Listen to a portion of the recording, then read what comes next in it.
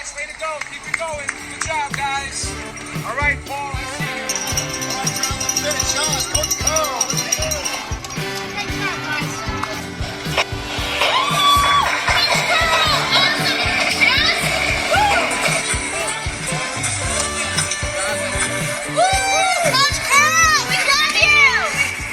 Hey there, it's Coach Curl here, and welcome to episode 236 of the Today's Leader podcast. During the week, we've received some really great feedback, and I'd just like to thank everyone who provides feedback back to the podcast. We really do appreciate it.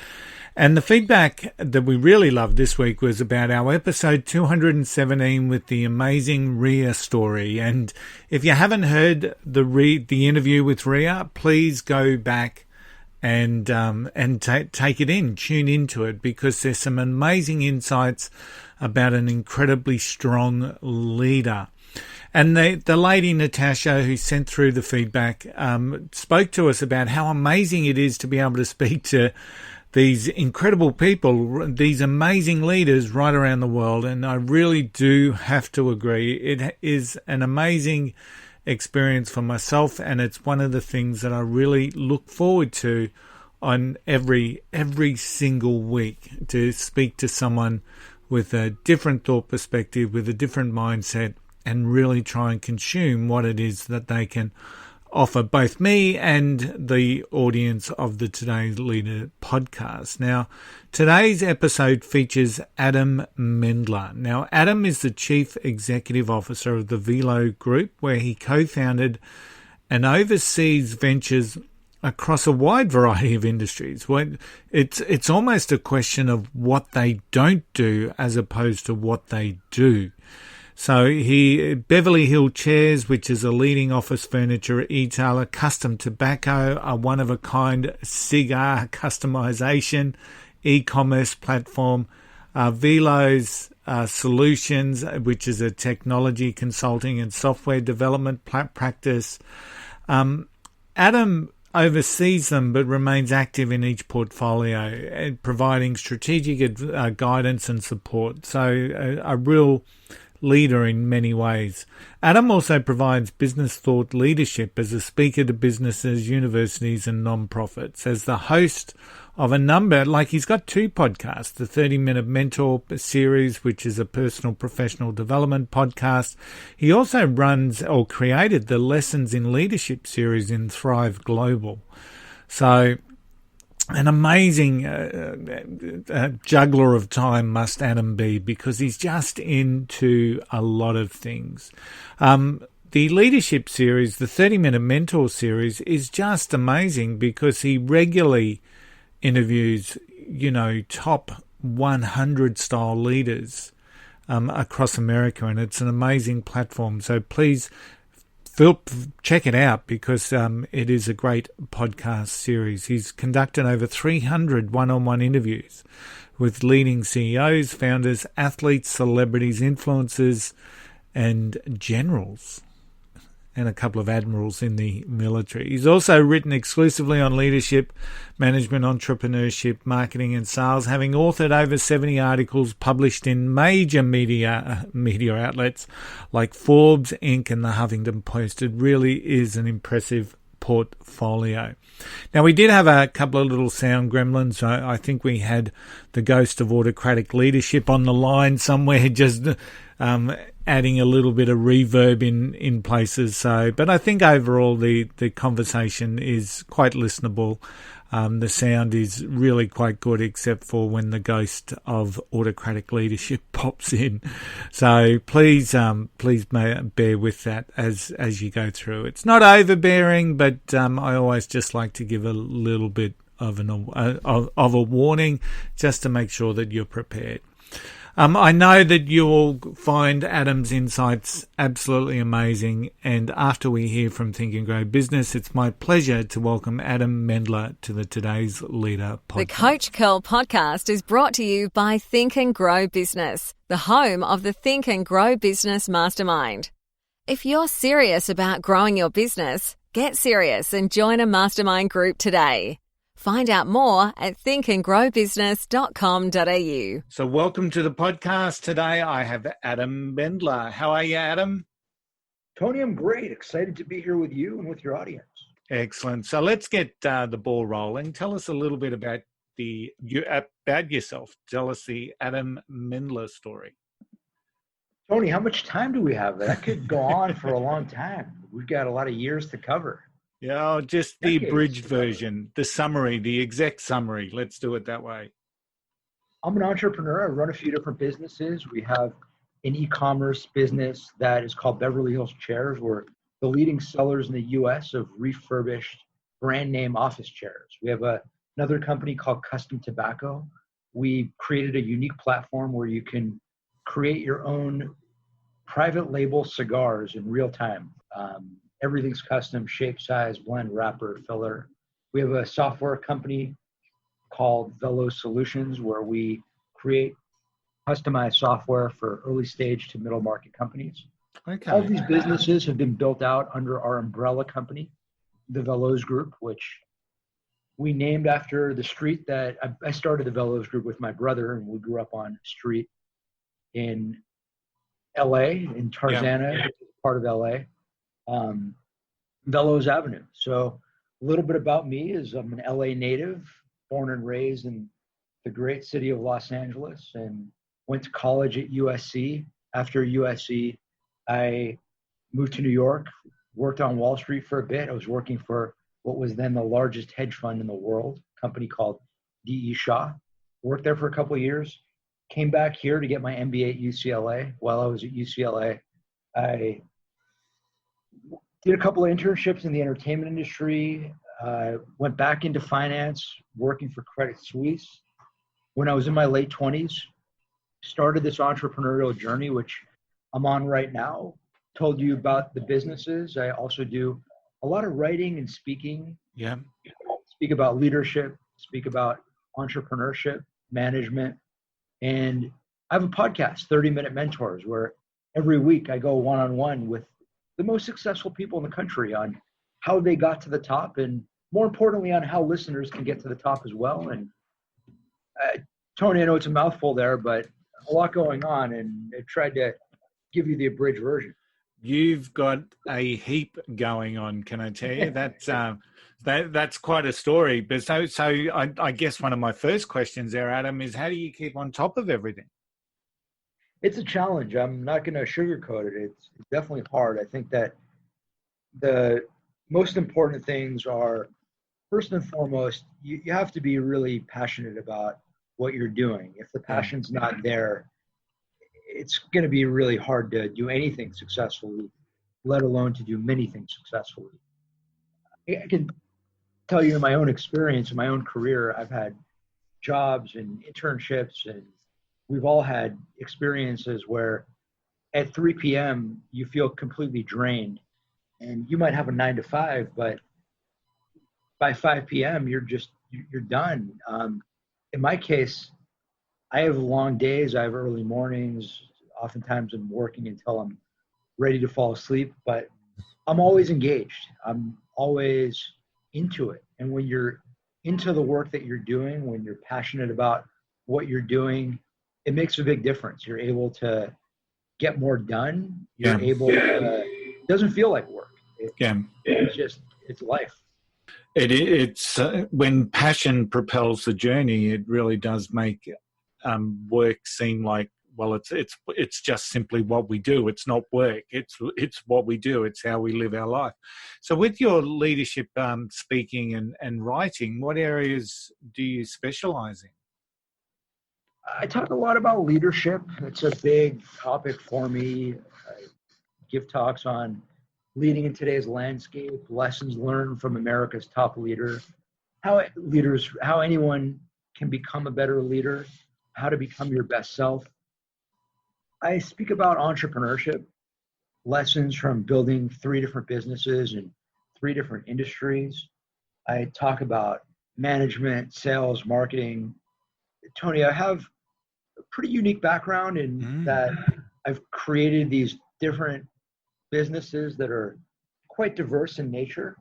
And I've also interviewed hundreds of the most successful leaders in the country, people who have built very, very different businesses themselves, people who lead very different businesses, and leaders outside of the business world, military leaders, generals, admirals, leaders of sports teams, celebrities, athletes, influencers. And what I try to do is I try to marry my own experience with the experience of all these incredibly successful people and distill those lessons into the audiences that I speak to.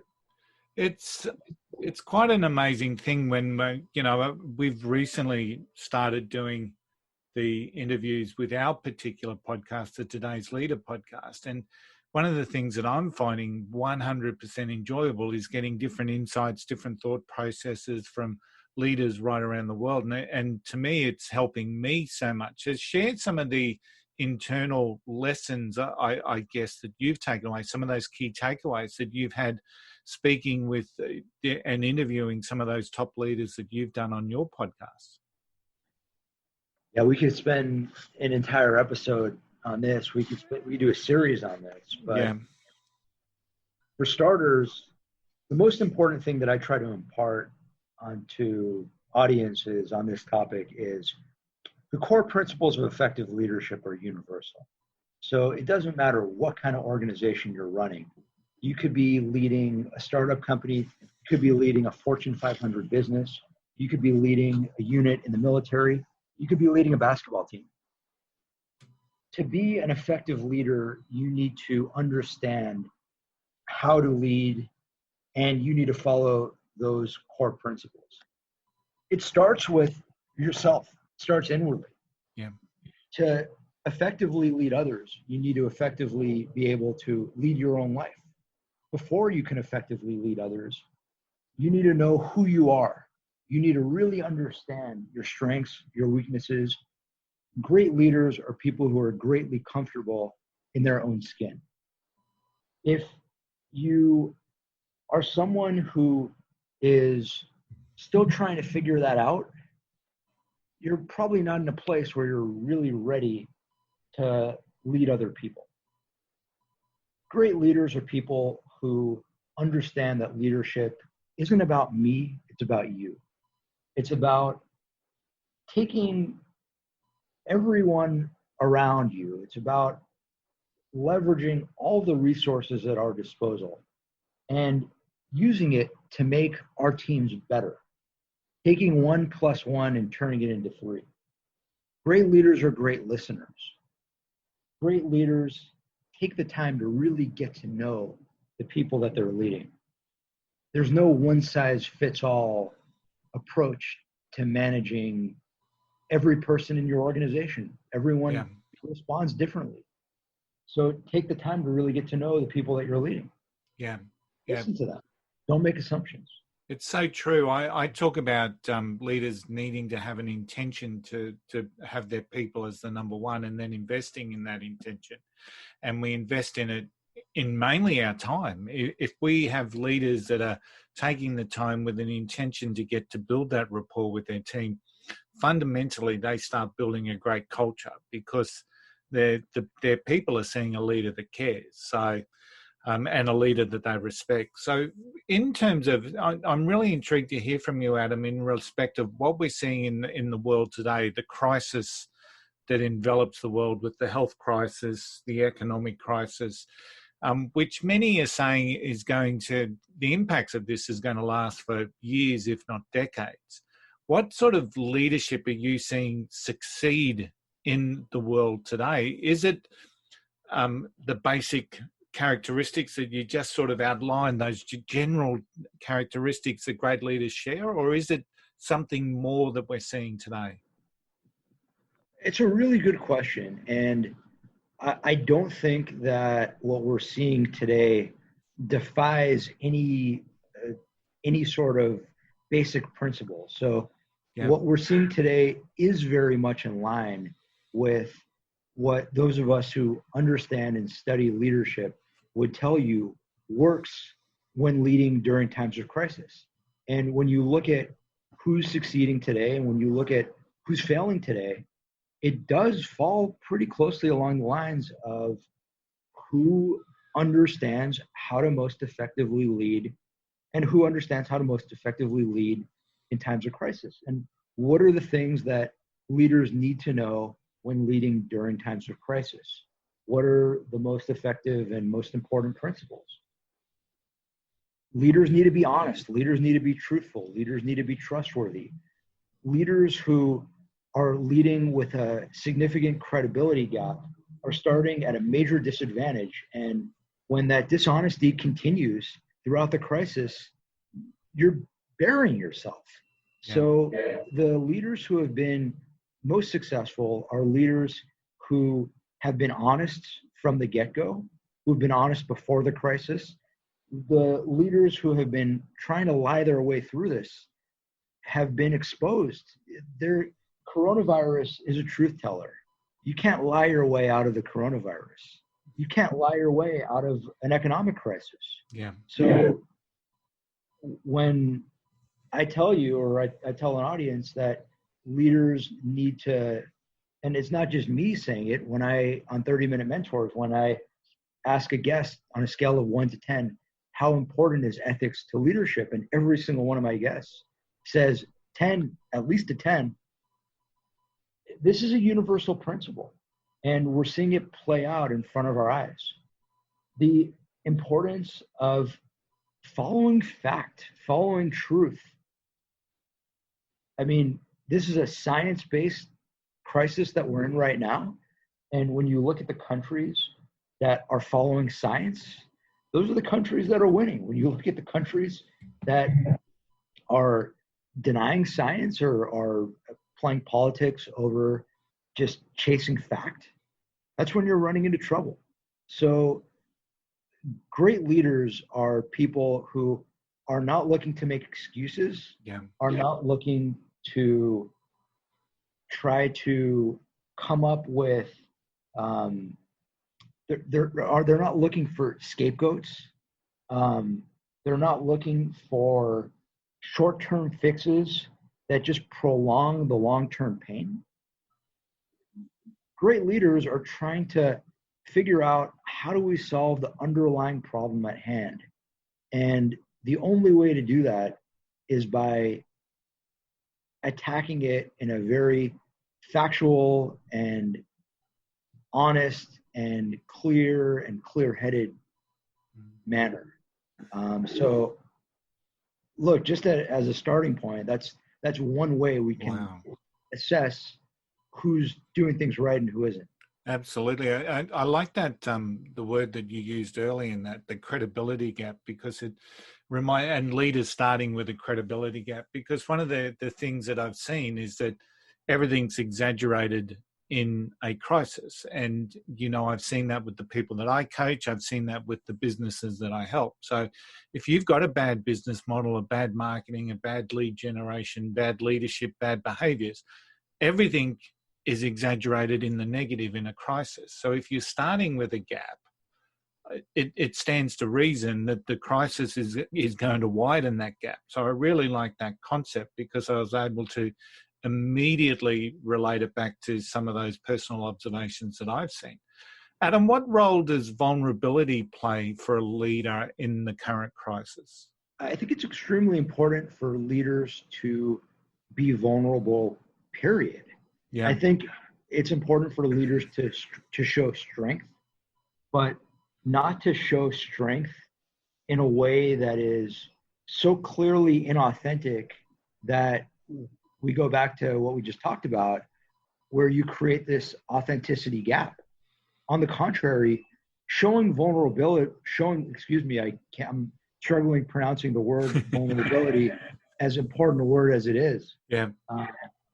It's so important that I'm not pronouncing it well. That's how you demonstrate authenticity, by not pretending that you're perfect, by not pretending that everything's perfect. We all know that things aren't perfect.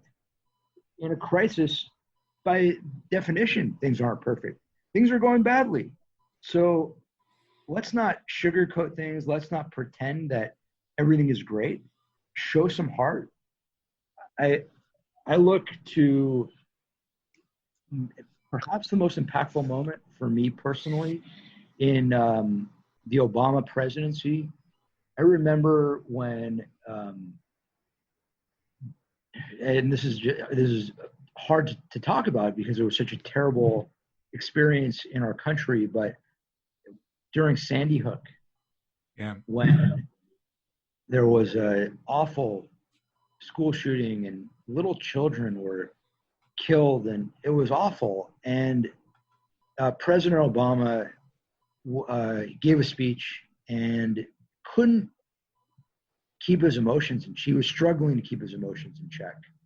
And that was such an emotional, President Obama's response to Sandy Hook, the emotion that he demonstrated, the fact that he wasn't afraid to put himself out there to not only show vulnerability, there we go again, show vulnerability. You don't even need to edit this out. We can just go with my inability to pronounce vulnerability. I'm gonna need to go back to the mirror, and I don't know why I'm botching this word so badly. Being vulnerable. Being vulnerable, yeah. The fact that President Obama showed no hesitation to be vulnerable was something that really struck a chord and really resonated. And that to me was leadership. Yeah. And not only to me, to everyone impacted directly in that Sandy Hook tragedy. They were able to really rally around President Obama because he showed heart. He felt the pain. He didn't pretend to feel the pain. He really felt the pain, and he showed it. And leaders shouldn't be afraid to feel pain and to show that they feel pain.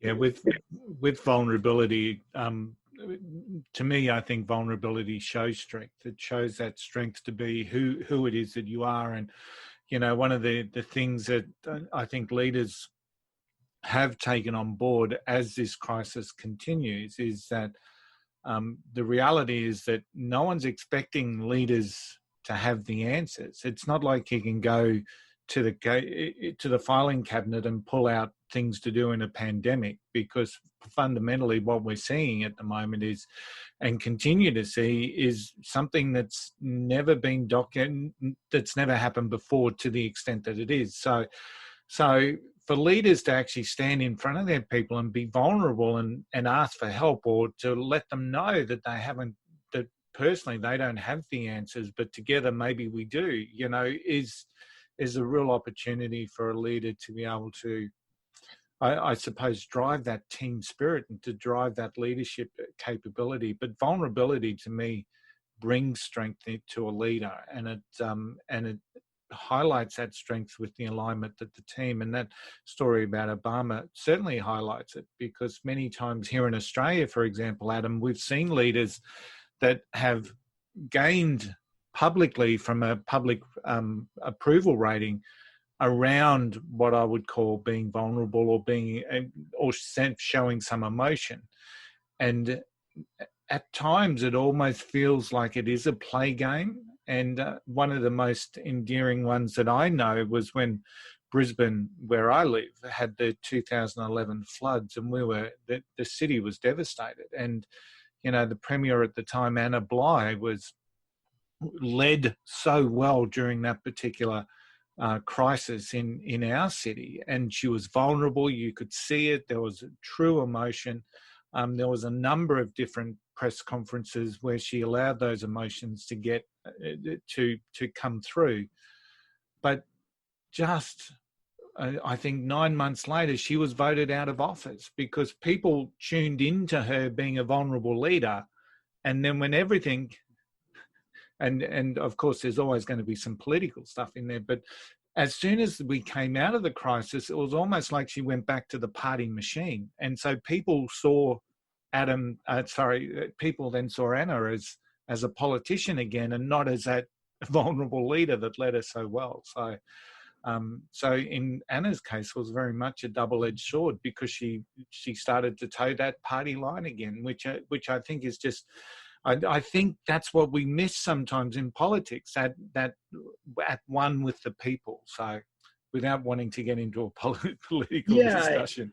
Yeah, and I try to avoid mixing politics with my work because I know it can be such a polarizing issue, even though I have very, very strong political views, and I'm not reluctant to talk about politics or to share my political views. I just don't necessarily lead with them. Yeah. I certainly don't. But I do think it's important, no matter what kind of leadership role you have, whether you're a leader of a company or whether you're leading in some form of public office. You could be a mayor, you could be a governor, a senator, a prime minister, a president, that you are authentic.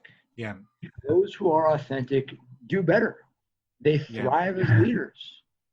I can speak a lot more comfortably about U.S. politics than I can about Australian politics. And when you look at people who run for office at any level, whether you're running for dog catcher or whether you're running for president, voters want a leader who is relatable.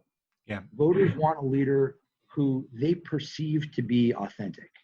And when someone runs for office and there is a perceived lack of authenticity, that really hurts them. I can tell you with Hillary Clinton, we could do an entire podcast on why Hillary Clinton lost the election. And there are lots and lots of reasons. We could talk about Russian interference. We could talk about lots of things, but certainly the U.S. voters feeling that Hillary Clinton lacked authenticity was a big strike against her that she was not able to ultimately overcome. Yeah.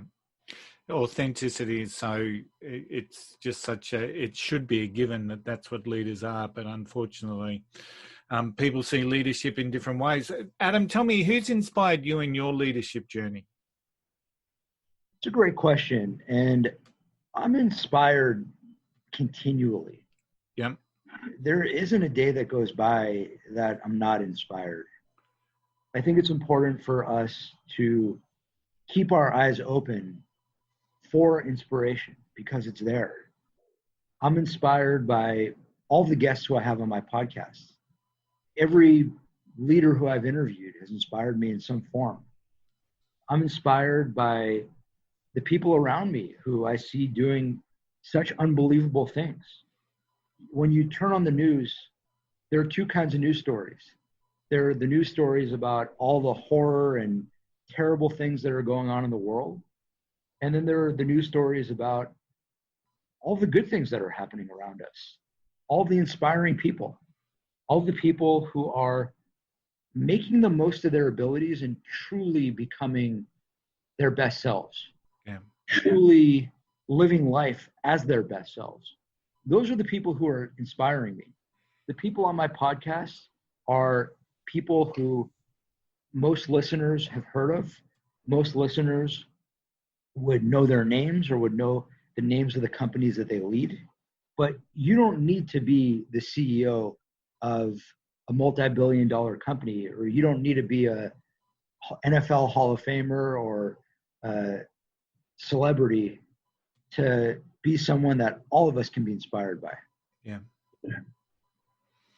Yeah. So being a role model to others is something that that should be inspiring to ourselves, because it's forcing us to a standard. It pushes us. Force isn't a great word, but pushes us to a standard to attain on a day-to-day basis. I'll give you a very small example. Yep. This is might sound like a stupid example, but it's kind of what I'm talking about. My sister shared me on a video on Instagram yesterday of my niece, my sister's daughter, who's 3 years old. And my sister and I are both really into physical fitness. And now that it's this weird coronavirus period and we're all sheltering in place and not going to the gym, we've been doing home workouts. Yeah. So my sister sent me a video of her 3-year-old daughter, as my sister is doing the home workout, her daughter is doing the workout alongside her, essentially mimicking the yoga moves of the yoga instructor. So I see my niece at age 3 doing these incredible workout moves along the lines of what the Beachbody instructor is doing. And it's a cool video. It's cute. It's funny.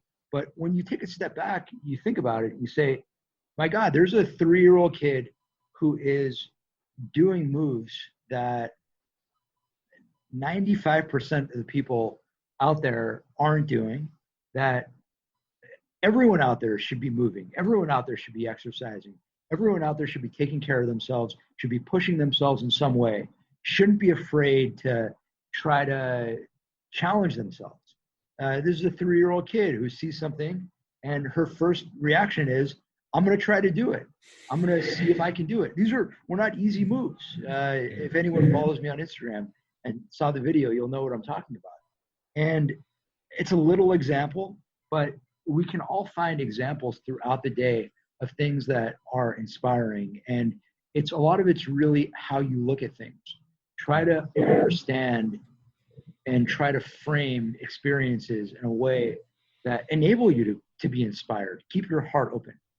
Yeah, that's a great story. Thanks for sharing. I was smiling all the way through that because it's just powerful when you see something like that, where you see behavioral change, whether it's with a coaching client or someone that you're working with or even a close friend. When you see behavioral change that has an impact, and when you're seeing something like that where someone's been inspired to do something that maybe, as you were saying, 90% of the population are probably not going to endeavour to do or want to do, or feel that sitting on the couch with a packet of chips is the way to go, as opposed to getting out there and doing some yoga. I think that's a great story.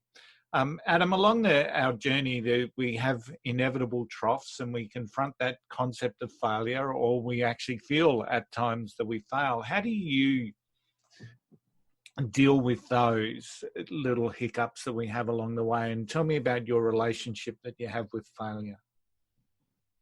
This is a really good question and a really important topic. I fail all the time. I fail every day. I fail throughout the day, fail in ways big and small. And on the topic of failure, I think it's important to keep a few things in mind. Number one is failure is inevitable. If you're not failing, you're not trying. The people who don't fail are people who are too afraid to fail to be willing to take a chance, and are ultimately never going to accomplish anything because they're unwilling to put themselves out there. If you are willing to put yourself out there and are willing to try to do something, and you want to try to achieve something great, understand that oftentimes to get there, you're going to have to fail many times before you ultimately make it. And that's not a cliche, that's reality. Failure comes in all shapes, sizes, and a few points on failure that I really think listeners should understand. When you fail, learn from your failure. View failure as an opportunity to grow. When you make mistakes, instead of treating the mistake as a form of punishment, treat the mistake as a lesson and an opportunity for you to learn and grow. And try not to make the same mistake twice. When people who work for me make mistakes, I don't yell at them, I don't scream at them. I tell them, okay, you made a mistake. View this as a learning experience. Learn from this mistake. And I say the same thing to myself when I make mistakes. It's really important to stay positive, not to beat yourself up, and to recognize that the most successful people out there are people who have failed in ways way more spectacularly than any of us have failed. On my podcast, this is a topic that I go into great depth with many of my guests. And I've heard story after story after story about failure, and not only failure, but spectacular failure. I interviewed Trip Hawkins, who is the founder of Electronic Arts. And one of the questions that I asked him was, how do you lead a company that, in the video game industry, just to provide some context, you're talking about consistent failure and consistent failure at a very large scale. How do you lead a company like that? How do you build an organizational culture where people know that there's a good chance that they're going to be failing spectacularly? Most video games don't make it. Not every video game is a home run. In fact, in most businesses, you very rarely hit home runs. And Tripp said something very similar to the advice that I shared, which is that it's really all about understanding that in order to innovate and in order to create a company that is fueled around innovation, you have to be comfortable with making mistakes, and you have to accept that failure is an inevitable part of the process. Absolutely. I spent a little bit of time with Kevin Harrington once. He came from the US. Kevin's one of the original from Shark Tank in the US, and sure. he was sharing some stories in relation to the successes that they had with products, and some minute success rate is like 5% or something of what he was talking about. And he was sharing his most celebrated, what he would call his most celebrated failure was, there was a exercise machine that was being promoted by Chubby Checker, and it was like a twist sort of a thing. And just listening to that story and him sharing some of the lessons around that, and probably the most visible lesson, and the one that comes in really clearly in hindsight, is that we probably shouldn't be promoting an exercise machine by someone called Chubby.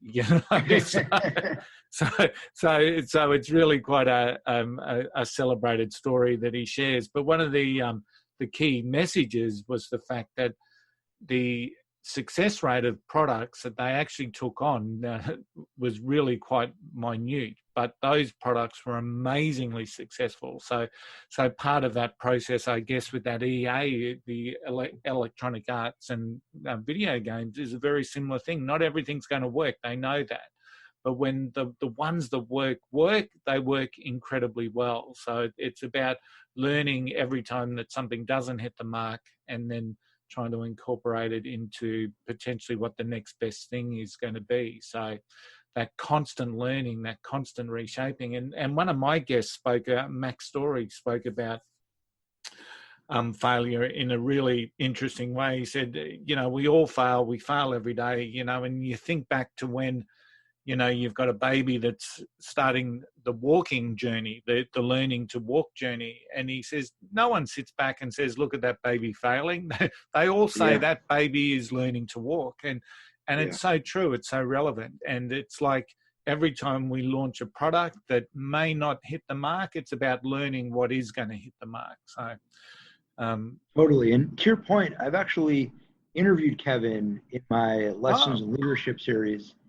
And it sounds like you know Kevin a lot better than I do, but a good friend of mine is a guy named Mark Friedman, and Mark Friedman is the founder of the Perfect Push-Up.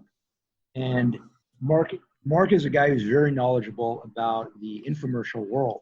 Yeah. And one of the things Mark has told me over the years about the infomercial world is just that it's all about understanding and learning and putting products out there, and not understanding that you're going to have products that are going to fail.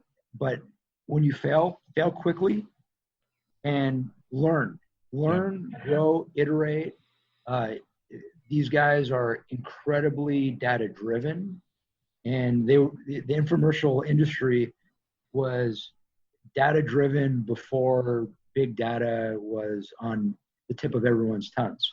Yeah. So it's not being afraid of failure, but having a mindset that embraces failure and views failure as a tool to enable you to grow and learn and iterate. Yeah, it's ultimately part of the process, isn't it, Adam? It's part of what our journey through life is. And, you know, when we have people that stop at failure or fall over or don't get up from failure, that's when we sort of miss the point around what failure is. I mean, and I like that concept that you were talking about, that you fail each and every day. We all do. You know, I hit the snooze button for an extra 15 minutes. And to me, that's a little bit of a failure. I've started the day with a little bit of failure, unfortunately.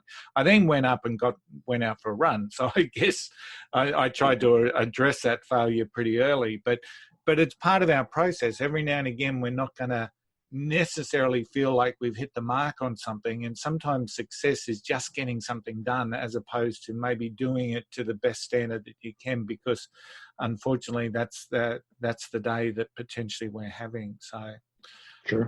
And especially during crisis, when people are in lockdown and every day looks like every other day, it's just the challenge has been for people to see where their successes come from the day to day. And I think that's also a pretty relevant thing for people to take on board, that maybe success during a crisis period is going to look a little bit differently. And maybe you feel like when we come out of it, there's a little bit of failure in respect of maybe what we didn't get done. So, but it's about approaching each and every day with a sense of purpose and with an objective to take on board. So leaders are usually readers, Adam. So what books had the biggest impact on you? I love that line. And I think that not only are leaders readers, but leaders are lifelong learners. Yeah. And I think that you can learn in lots of different ways, whether it's reading a book or whether it's listening to a podcast like your podcast or my podcast or lots of other great podcasts out there, or talking to people, talking to other great leaders, talking to people who can really help you learn, expand your mind, develop your knowledge base. I've read a lot of very valuable books over the years, and the books that I recommend are not necessarily the traditional leadership books, although I've read my fair share of those. Yeah. The books that I tend to recommend on these types of podcasts, first and foremost, highly recommend The Best and the Brightest. I don't know if you've read that or if it's a book that you're familiar with, but David Halberstam is my favorite writer of all time, and I've read a lot of David Halberstam's books. He's written a lot about sports and about politics and about history, and every book that I've written that every book that I've read that David Halberstam has written has been incredible. But The Best and the Brightest, if you're looking to really understand how to lead a team, how to lead an organization, how to build a team, the pitfalls that come with the traditional thinking on how to structure an organization, how to hire and fire. And Best and the Brightest is about how we being the U.S., got into the Vietnam War. Yeah. And lessons learned from that.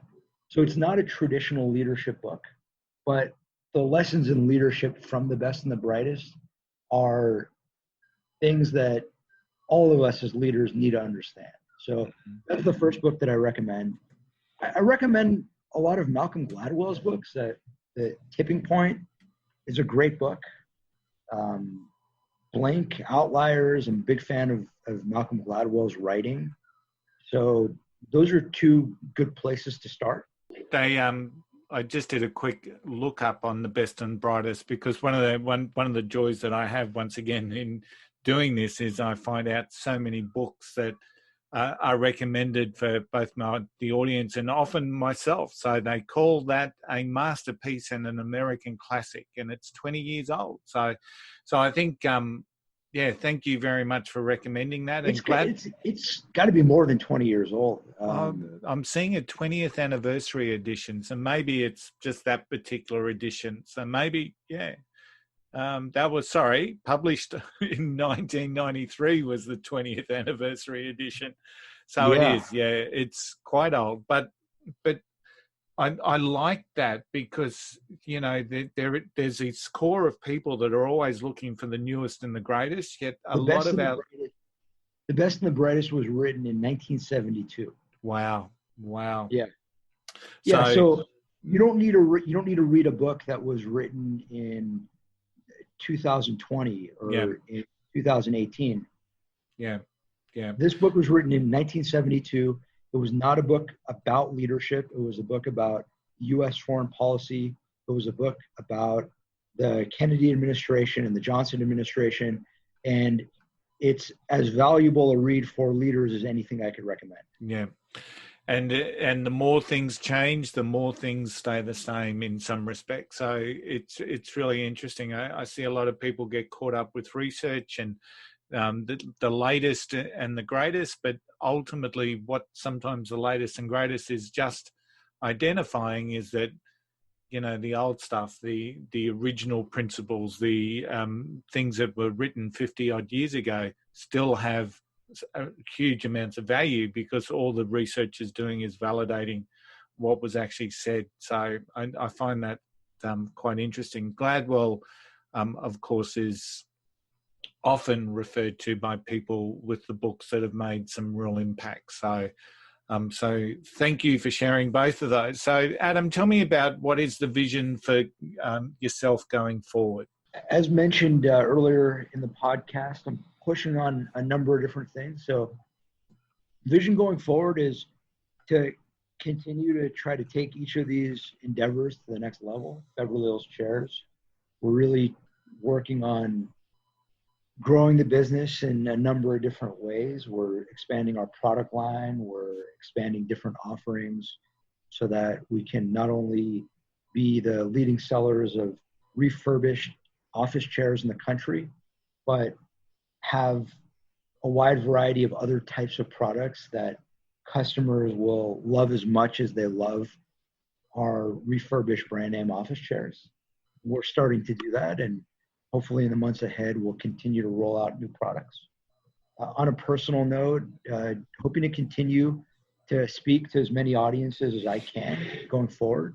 I know that coronavirus has put a bit of a dent in that, but hopefully as we come out of this, that'll go back to a little bit more normal. And in the meantime, do as much virtual speaking as I can, speak on as many platforms like this as possible, just to get the message out there. Working on the podcast, 30-Minute Mentors. Just hit episode number 30 as of today's recording. So every week releasing a new episode and just trying to make as much of an impact as I can through that. And in general, really hoping to make as much of a positive impact as I can through my businesses, my writing, my speaking, and any way I can in my day and my life. Excellent. Excellent. So is there anything that I haven't asked you that I should have asked you? And I guess I always look at this as a bit of an opportunity for my guests to jump on the soapbox if they've got one, or to share some final thoughts. So is there anything that you want to jump up on the soapbox about, Adam? I thought the questions you asked were phenomenal questions. You brought your A game, or if this wasn't your A game, I'd love to see what your A game is, because these were great questions. So I don't know. I mean, this is the hardest question you've asked, because you've asked such good questions throughout the interview. The one thing I will add is, if anyone's interested in connecting with me, you can find me at adammendler.com. You can find me on social media at Adam Mendler. That's at Adam Mendler on Instagram, at Adam Mendler on Twitter. You could find my podcast, 30-Minute Mentors, at 30minutementors.com. That's all spelled out, 30-Minute Mentors. You could also find it on your favorite podcasting app. So whatever app you're listening to this great podcast on, just punch out 30-Minute Mentors, listen, subscribe, and hopefully learn and enjoy. Absolutely. And I would recommend the listeners do that because, Adam, I've thoroughly enjoyed this particular conversation. Thank you very much for the investment of your time in sharing your valued contribution to my listener audience. I will just thank you once again. I've really enjoyed the conversation, and I look forward to seeing your future success. This was a ton of fun. I really enjoyed it. This was an absolute pleasure. Thank you again for having me. And thank you to your audience. Thank you to all the listeners who took the time to listen to our conversation. And thanks again. Join the group of people impacted by seriously simple stuff to get you unstuck. The first book by Tony Coach Curl. Available at Amazon, Tony's Simple Stuff provides the tool for people to master your life and aspirations. 20% of every book sold supports Carter's cause. Well, there you have it. That was Adam Mendler providing leadership insight to everyone who's been listening. And like you, I've probably taken, there's probably 5 or 6 key points that Adam talked through today during our interview. One of the very first points that Adam made was that great leaders are greatly comfortable in their own skin. And how true is that? Leaders that have a presence, that have an awareness around who they are authentically, are really comfortable in the way that they lead others. And it's a really important thing to take on board. When we're trying to be someone that we're not, or trying to put across a facade, it's likely that, as I've seen many times in my leadership career, those facades will crumble. So it's integral for a leader to be absolutely comfortable with who they are and lead in an authentic manner. Now, there is a difference between authentic leadership and natural leadership, and we'll explore that in one of our upcoming episodes because it is something that some people get mixed up with. But you need to understand who it is that you are and be really comfortable with that. One of the other points that Adam made was great leaders are great listeners. And this is a point that keeps coming up, especially in the leadership development world. Great leaders are great listeners, and they tune in to not only what's being said, but what's not being said. And that's a really important aspect of our leadership. Too many leaders want to believe that they've got the answers, and they'll talk over people. And that's the last thing that a leader should be wanting to do, talk over people. We should be giving people time, space, and courage to be able to talk to us. And that's when we put on our ears and we listen. And we're listening to hear the gold that's coming out, but also to understand what it is that they're actually saying to us. Because sometimes when they're talking glowingly about us, they're speaking to us in terms of what they believe we want to hear. So as a leader, that's not what you want. You want people to be courageous in their conversations with you and telling you what they're seeing, what they're feeling. And so sometimes as a leader, it's not just about listening in to the good stuff that people talk to you about, but really trying to dig deep to find out what it is that they're not saying. So great leaders are great listeners, and they also ask great questions. Now, on Monday Mentoring, I'm going to dive into the concept of the credibility gap. I just love that from what Adam shared. So make sure you tune into our podcast on Mondays, our Monday Mentoring version of the Today's Leader podcast. And I will be talking through the the credibility gap and what I took away from that. The other last little piece that I really want to talk about is Adam spoke to us about coronavirus is a truth teller. And how true is that? How have we seen leaders exposed during this crisis? The coronavirus and any crisis is a truth teller. So a leader needs to understand that and accept that, because in a crisis, there's nothing wrong with being vulnerable. In a crisis, there is nothing wrong with saying, I'm not sure if I've got the answers, but together we can get through it. Because that's the important part for leadership. The coronavirus is a truth teller. I absolutely love that. A big thank you to Adam, of course, for investing his time in the Today's Leader podcast. I really do appreciate it. And as per usual, I got so much out of it. It was amazing. Don't forget, in today's disruptive world, good leadership skills will always stand you in good stead. If you're looking to build better leadership skills, consider my businesses, Think and Grow Business and the Coach Curl Academy. Think and Grow Business, where we call ourselves the home of the Think and Grow Business Mastermind and the soon-to-be home for the Today's Leader Mastermind, where we focus on personal, professional and business growth. Check it out at thinkandgrowbusiness.com.au and book in for your free 30-minute discovery call. I'm looking forward to speaking with you and to see how we can work together to help you be a better leader. Don't forget, I also have an online platform called the Coach Curl Academy. We've got 78 programs in there to help build a better you, to enhance your mindset, leadership and your business skills. It's just $1 for the first month. It's amazing value. So check it out at thecoachcurlacademy.com. You will not be disappointed. Remember, where you are standing stronger, braver and wiser. Don't ever forget the golden rule. Yep, you know what that is. Just don't be an arsehole. I'll see you next time. Bye.